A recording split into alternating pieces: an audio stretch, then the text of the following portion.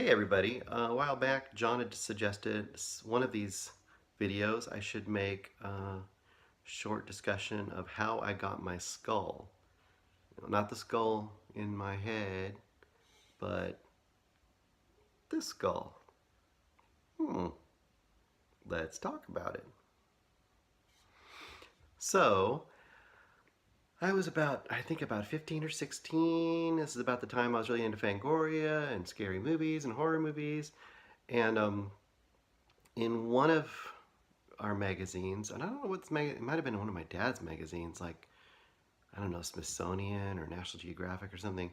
There's this company called Skullduggery, and they made replicas of skulls, and they had everything from like saber-toothed tiger skulls, and they had like dire wolf skulls and all these kind of skulls. Those are really expensive. Any of like the archaeological skulls are very expensive, but they also had replicas of just regular old human skulls. I always thought that was really cool.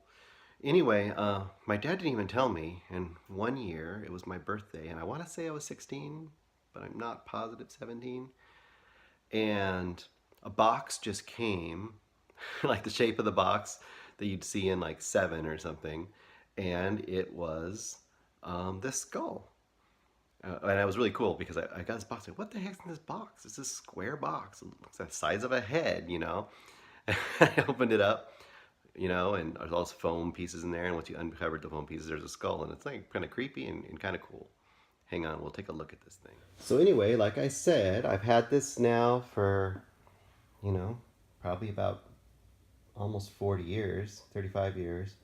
It's followed me around to college and to my home places where I've lived. And I've always somehow kept it really relatively intact.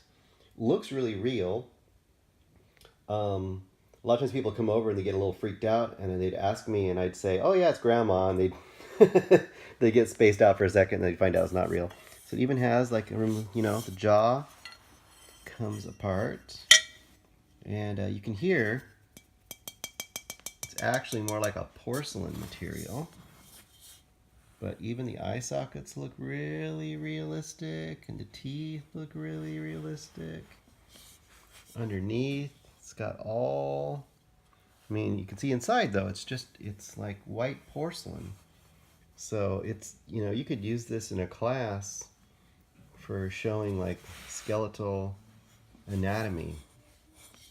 But anyway, I've always had this, and I've always thought it was kind of cool because, you know, any of those really old pictures you see of like famous authors or scholars, and they got their famous paintings of themselves. They've all got their skull on their desk.